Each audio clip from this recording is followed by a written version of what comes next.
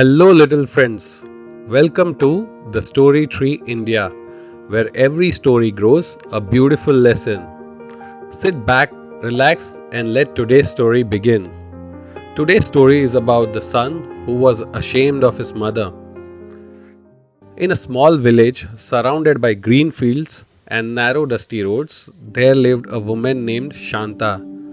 She was known not for her wealth or beauty, but for her patience, kindness, and tireless hard work. Shanta had only one son, Ramesh. Life had tested her many times. Years ago, an accident had taken away her husband and left a deep scar on her face. One of her eyes lost its light, and people often stared at her. Shanta never hid her face. She believed that scars were signs of survival, not shame. Her world revolved around her son. To give Ramesh a good future, she worked wherever she could. She cleaned houses, washed utensils, swept schools' corridors, and worked in field from sunrise to sunset. Every rupee she earned was carefully saved for Ramesh's education. When Ramesh was young, Shanta walked him to school every day. She waited near the gate until the bell rang, smiling proudly as he entered. Some children whispered, some laughed. Shanta noticed everything, yet her smile never faded. As Ramesh grew older, things began to change. He started walking ahead of his mother. Then he asked her not to come near school gate. Soon he stopped letting her walk with him at all. Shanta understood. She stayed behind, watching him from a distance, carrying both the love and the silence in her heart. Ramesh studied hard and performed well. Teachers praised him, and people spoke of his bright future. Shanta listened quietly, her eyes shining with pride. Years passed. Ramesh moved to the city for higher studies and later got a good job. He lived in a neat house, wore clean clothes, and spoke confidently among educated people. But there was one thing he never spoke about: his mother. One day, villagers encouraged Shanta to visit her son and see his new life.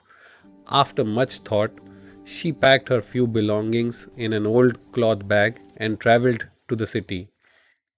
When she reached Ramesh's house, she stood outside the gate, nervous yet hopeful. She straightened her sari and gently knocked on the door. Ramesh opened it. The moment he saw her, his face filled with discomfort. He quickly looked around and worried that someone might notice. He spoke sharply and told her she should not have come. Shanta lowered her eyes. She placed a small packet of sweets near the door, blessed his home silently, and walked away without a word. That night, Ramesh felt restless. Old memories slowly filled his mind.